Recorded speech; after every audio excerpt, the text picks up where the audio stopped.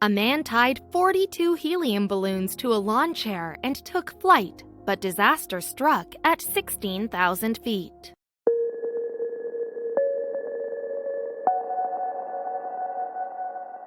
For 20 years, Larry Walters has fantasized about taking flight over the skies of California, and now everything is finally in place. Tying 42 weather balloons to his favorite lawn chair, he lifts off from the ground with ease. But this unintentional daredevil's plan is actually far too effective, and soon he finds himself in peril, thousands of feet above the earth.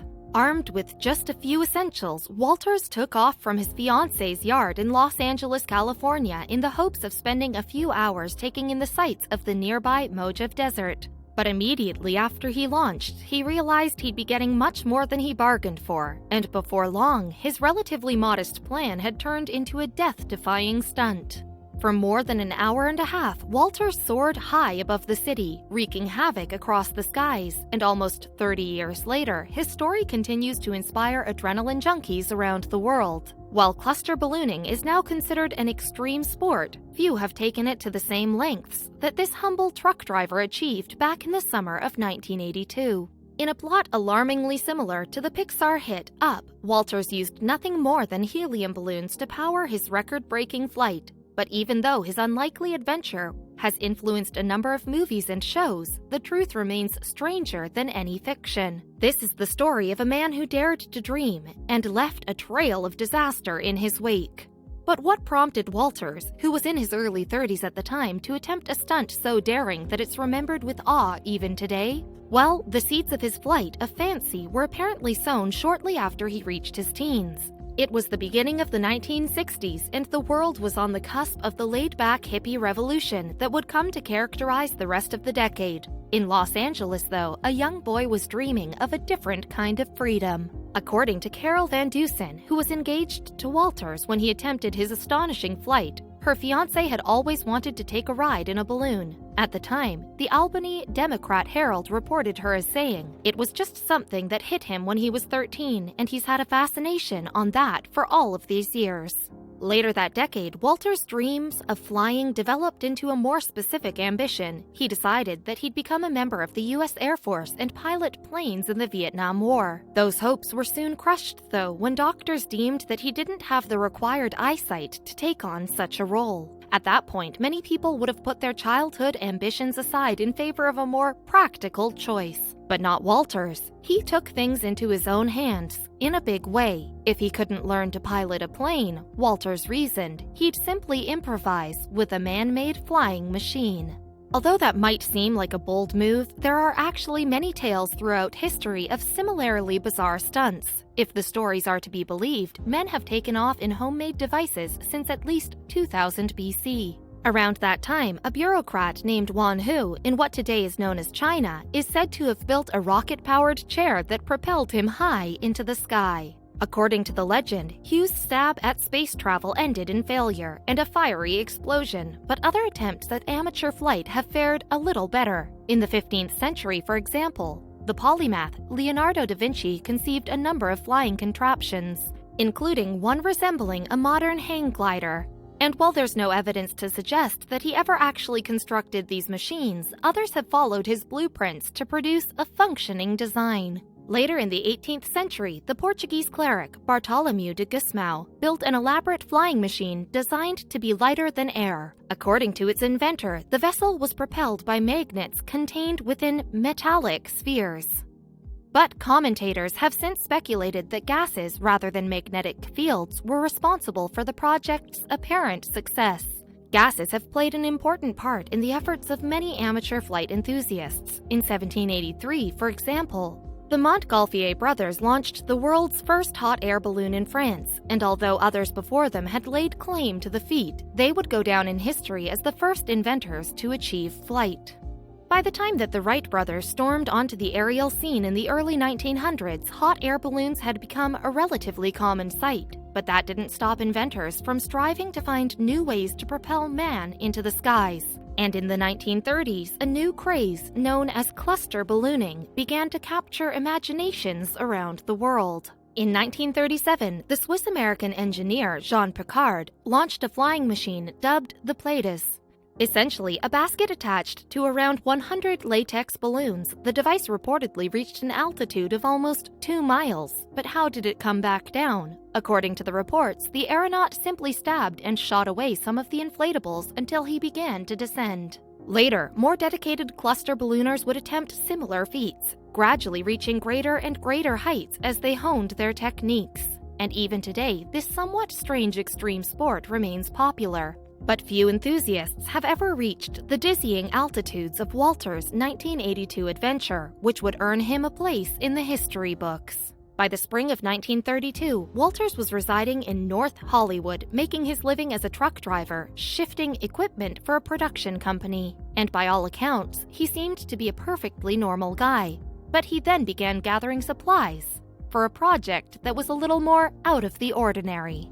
Like Piccard, Walters planned to achieve flight by attaching himself to a cluster of gas inflatables, and in order to do so, Walters spent months assembling the kit for his homemade flying machine. By July, he'd acquired helium and 42 weather balloons, along with a parachute, presumably in case things went wrong.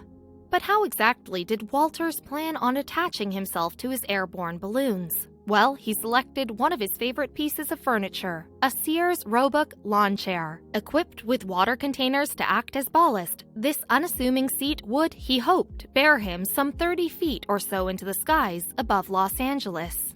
There, Walters planned to spend some time enjoying the views of the nearby Mojave Desert before using a BB gun to burst some of the balloons. With this, he reasoned his makeshift flying machine would return to Earth. But the amateur aviator never would have predicted just how differently things could turn out.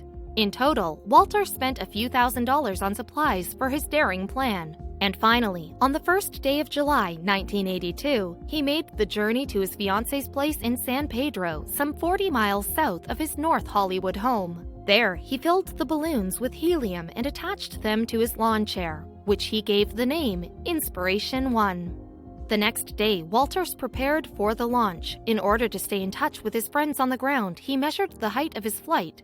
He packed his altimeter and a CB radio. He also brought along a bottle of Coca-Cola and a sandwich in case he felt the need for a mid-air snack. Now, all that stood between him and liftoff was a rope tethering him to a nearby vehicle. According to Walters' plan, Van Dusen was to cut the rope, allowing him to rise gently into the air. But almost immediately, things began to go very wrong. That's because the truck driver had vastly overestimated the amount of helium that was required to lift him to an altitude of 30 feet. The force of the 42 balloons was so powerful that the rope snapped before Van Dusen could sever it. And instead of floating slowly over the neighborhood, Walters was thrust upward at an alarming rate. As the motion sent his glasses flying off, his fiancée urged him to abort what was now clear was a dangerous stunt. But, cool as a cucumber, Walters simply replied that he had a spare pair, and that his vision was not impaired. So all Van Dusen could do was watch in shock as her fiancé rose higher and higher into the air. She warned him that there were planes in the area, but Walters maintained that everything was fine. Unsurprisingly, though, everything wasn't fine. Within seconds, Walters had surpassed the 30 feet that he had hoped to reach and was now showing no signs of slowing down. But when Van Dusen radioed him to tell him that he'd be passing over her house, he responded jauntily, despite the peril. He was so obviously in. "We can see your balloons," Van Dusen is reported to have said. "Maybe you can get over? You're going to go into some blue stuff. Can you see us down now? Can you see us?" But Walters replied, "Carol, I'm almost 6,000 feet over. I can't see much of anything except for a lot of houses." As Walters continued to rise higher and higher, he realized that the plan to control his descent by bursting some of the balloons was too dangerous to attempt. After all, it could mess with the balance of the whole contraption and send him plummeting towards the ground. So instead, he did the only thing that he could do: sit tight and hope for the best. But with temperatures dropping to around 5 degrees Fahrenheit at such altitudes, that was easier said than done. And as Walters attempted to reassure Van Dusen that everything was okay, he realized that more trouble was just around the corner. Instead of moving over the Mojave Desert, as he'd hoped, his flying machine looked set to take him over the sea instead.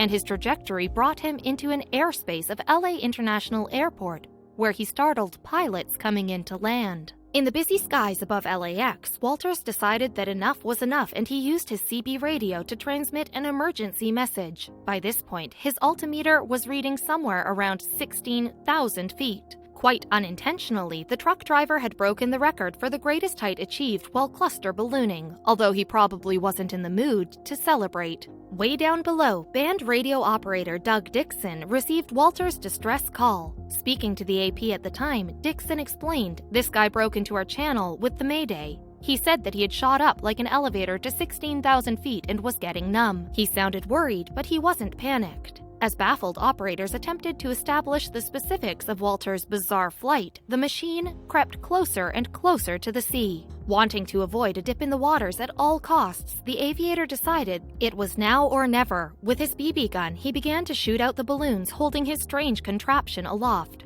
But yet again, things didn't go as expected. Instead of descending towards the ground, Walters' flying machine remained at a terrifying 16,000 feet. Beginning to get really worried now, he burst more balloons before disaster struck. Caught in a sudden breeze, the lawn chair pitched forwards, sending the BB gun hurtling into the beyond. With his options running out, Walters began to consider deploying his parachute and abandoning ship. But then, miraculously, his strange craft started to make its way downwards. As helium ebbed out of the balloons, the makeshift ballast helped his machine on the way down towards the ground.